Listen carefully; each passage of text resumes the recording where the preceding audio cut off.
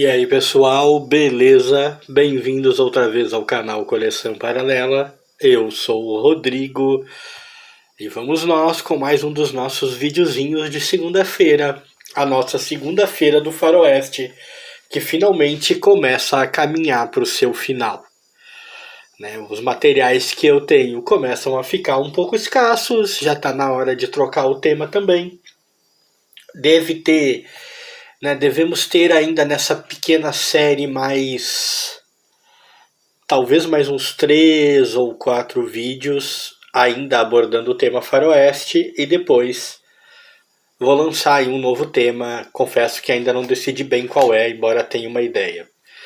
E no vídeo de hoje a gente vai falar desta publicação aqui, Comanche, O Céu Está Vermelho sobre Laramie, da livraria Bertrand.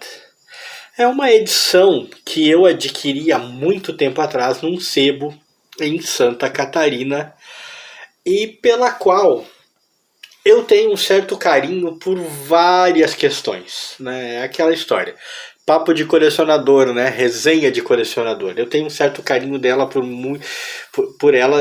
muitas questões, desde a maneira como eu adquiri até o fato de que eu basicamente havia a dado como perdida e depois a recuperei. Vou primeiro mostrar algumas características gerais da revista. É uma edição com uma capinha dura, para quem curte. Ela é de 81, se não me engano, dá para ver aqui, ó. Dezembro de 1981, comecinho dos anos 80. Tem um papel mais denso assim dentro, não tenho ideia de gramatura, não sou bom nessas coisas. Lombadinha quadrada. É dessa editora / livraria Bertrand, que eu nunca tinha ouvido falar até encontrar essa edição. Eu acho que é uma edição portuguesa, tá? Até porque o português falado aqui dentro é aquele português característico de Portugal. Eu acho que essa publicação é oriunda de uma editora portuguesa. É de autoria desses dois caras aqui, tá um pouco difícil de mostrar, O Herman, pelo menos, tá difícil, eu vou tentar. A edição é bem grande, gente, é bem complicado.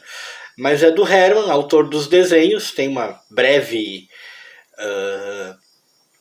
biografia dele aqui, não vamos nos ater a isso agora, e do Greg, que é o autor do texto. Não conhecia o trabalho de nenhum dos dois, embora as características da arte tenham me soado familiares.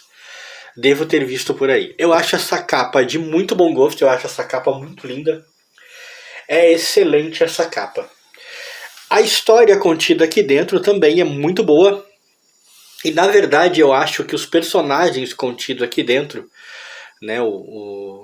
são todos personagens que vivem em um rancho, e tal. Eu acho que eles foram publicados em revista regular aqui no Brasil. Acho que pela Rio Gráfica ou pela VEC, eu não me recordo agora, mas se não me engano houve uma publicação a esse respeito. Não fiz consultas prévias sobre isso. Porque eu digo que eu tenho um carinho por ela pela maneira como eu adquiri. Eu a adquiri num sebo, de passagem. Não estava nem um pouco interessado em adquirir Faroeste quando eu fui até lá. Acabei me deparando com essa edição. Achei bonita, achei chamativa, eu digo, vou levar. A capa me conquistou de cara, Vou levar. E o formato grande e tal. Eu a dei por perdida. Eu me mudei muito durante alguns anos da minha vida. Eu mudei de cidade várias vezes e mudei de estado. Numa dessas mudanças em que eu me mudei do Rio Grande do Sul para outro estado, eu acabei tendo que... Eu perdi contato, a palavra é essa. Eu perdi contato com parte da minha coleção. Parte da minha coleção ficou para trás. E eu não sabia onde estava e como estava. Eu tinha mais ou menos a ideia de que havia ficado na casa dos meus pais e tal, mas eu não tinha total certeza e não sabia como estava. Infelizmente não deu para levar. você acumula muitas coisas, você acaba tendo uma coleção meio volumosa e esse é um dos problemas, né, cara? Quando você se muda, você tem mais edições, mais itens na coleção para se preocupar do que propriamente móveis, e isso complicou bastante. E um dia eu vim visitar os meus pais, eu voltei ao Rio Grande do Sul para visitá-los, fui aonde estavam as edições que eu deixei para trás, procurei essa edição em particular, procurei ela em particular, porque eu tentei deixar para trás apenas as edições que eu achava mais secundárias, menos interessantes, e tentei levar comigo aquelas pelas quais eu tinha mais carinho. E por algum erro meu na separação, essa edição não foi, e ela é uma edição pela qual eu já tinha carinho. Então eu queria encontrar ela especificamente para levar de volta comigo e não encontrei. Não encontrei entre as edições que estavam com os meus pais e eu digo, caramba, se perdeu, não tenho ideia. Eis que, encurtando a história, alguns anos depois, talvez 4, 5 anos depois, por aí, encontraram a edição. Estava de fato na casa dos meus pais, mas estava em outro lugar completamente diferente. Alguém que visitou meus pais deve ter pego para ler e largado em outro canto. E como resultado disso, ela ficou mais desprotegida do que precisava ficar, né? Aliás, nunca precisa ficar desprotegida, né? Mas ela ficou muito desprotegida e ela recebeu um ataque de traças, ó. Ela era bem impecável quando eu comprei ela e recebeu esse ataque de traça aqui, que fez um estrago na revista, principalmente aqui. Mas, cara, eu fiquei tão alegre, tão feliz de reencontrar essa edição, que eu, sinceramente, lamentei o estrago, mas eu não me importei. O que me importava era tê-la de volta, né? É ter essa edição de volta. É uma edição da qual eu quase não vi ninguém falar. Eu, pra ser sincero, eu não vi nunca ninguém comentando, nenhum canal mostrando, nem nada assim. Pode até ter, eu só não vi. E a história aqui dentro gira em torno, principalmente, do pessoal, né, de uma família que vive em um rancho. E eles vivem, né, suas aventuras e suas desventuras lá. A arte é primorosa, é muito boa, é fantástica, eu diria. Eu tenho dificuldade de enquadrar pelo tamanho da edição, mas a arte é simplesmente fantástica. E a colorização, embora, como eu sempre digo, não me agrada totalmente edições de faroeste colorida. Quando a coisa é bem feita, também não desagrada, velho. E a colorização também é muito boa. É muito fantástica. É uma coisa assim, casou. E como eu não tenho também aquela coisa de ter uma memória afetiva com esses personagens em preto e branco, como eu nunca cheguei a ler histórias deles em preto e branco, eu não fiquei com aquela coisa incômoda de estar lendo a edição colorida e estar estranhando porque a minha memória afetiva era preto e branco. Isso ajudou muito. A arte é fantástica. Como eu disse, é uma arte que me é familiar. Eu, né, já vi alguma outra edição, alguma outra coisa. Talvez até mesmo nos portfólios, nas propagandas que eu via, né, desses personagens como eu disse, não lembro se na VEC ou na RGE, eu via a propaganda desses personagens lá. Talvez de lá eu tenha a memória de que eu já vi essa arte, mas ela é impecável e esse painel gigante da revista, cara, só valoriza essa arte.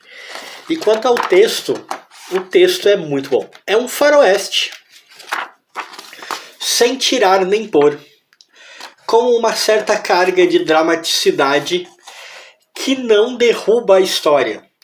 Porque isso acontece muito, né? Alguns autores tentam construir um faroeste no qual eles eles não caiam no lugar comum, vamos dizer assim, eles tentam não cair no que eles supõem ser o lugar comum, né, do que eles supõem ser uma história que vai ser como tantas outras, tiroteio, perseguição, talvez índios, essas coisas. E para fazer isso, eles muitas vezes desenvolvem nos personagens um lado mais pessoal, um lado muitas vezes mais dramático, que acaba tornando a história muito chata.